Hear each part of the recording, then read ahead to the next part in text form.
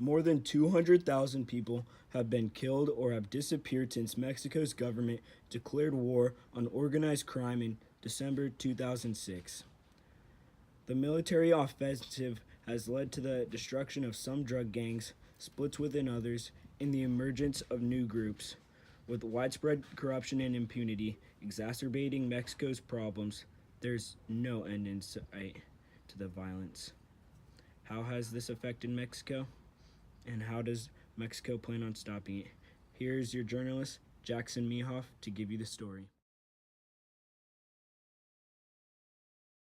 Right now, we are headed to Los Angeles to meet with expert on illicit drug trade and the Mexican drug war, Daniel Darling. Good afternoon, Mr. Darling.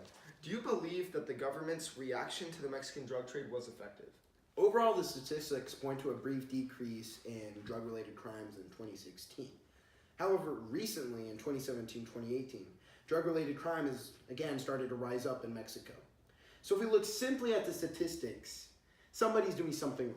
So I think the Mexican government needs to really focus on demilitarizing cities and focus on rather the grunts of the drug cartels, but try to apprehending the heads of the drug cartels. Let's also remember that the Mexican government is full of corruption, and many large cartels pay off government officials or either blackmail them. Furthermore, what is the extent to which the drug war is occurring? Also, what do you think the most dangerous part of the drug war is, and who is most effective? Who is most affected? Oh, okay. Well, the Mexican drug war has been going on for around 12 years, since 2006, and has led to the deaths and disappearances of hundreds of thousands of people. This is a huge problem. But maybe even a bigger problem than this is the economic crisis that Mexico is suffering due to this war. The violence that happens every day causes many local businesses to shut down and for safety precautions. The major results of this violence is the killing of many complex industries. In regions with very high violence, complexity and local businesses cannot flourish, therefore it's at a standstill. Mr. Darling is right. Violence is seriously on the rise in Mexican cities. In Juarez alone, a total of 13,000 people died in the first 9 months of 2017. Gangs and drug cartels continue to blackmail businesses into bankruptcy and often prevent developing areas from developing. Now that we've learned about those tragedies that Mexican citizens have to face, we are going to meet with a citizen who lived in Juarez, Mexico to experience this violence hands-on. Hello, sir. How has violence and drug-related crime affected you and your life in Juarez? What have you seen or experienced?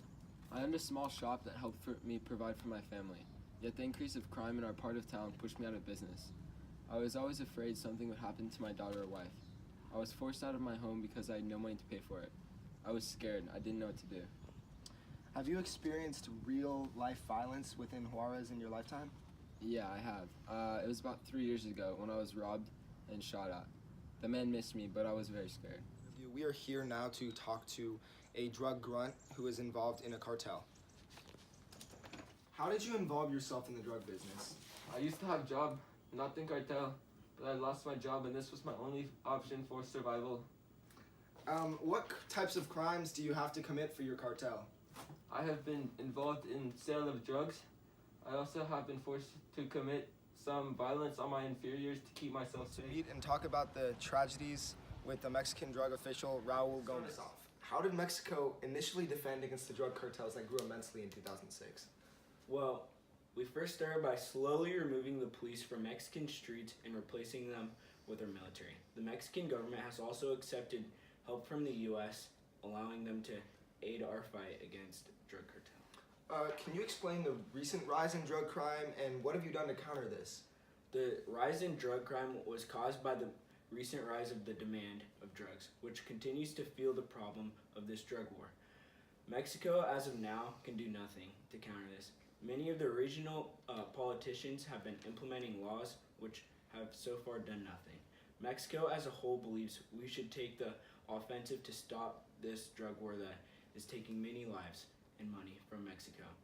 Mexico believes that if we get more funding and military support, we could reduce this problem as a whole.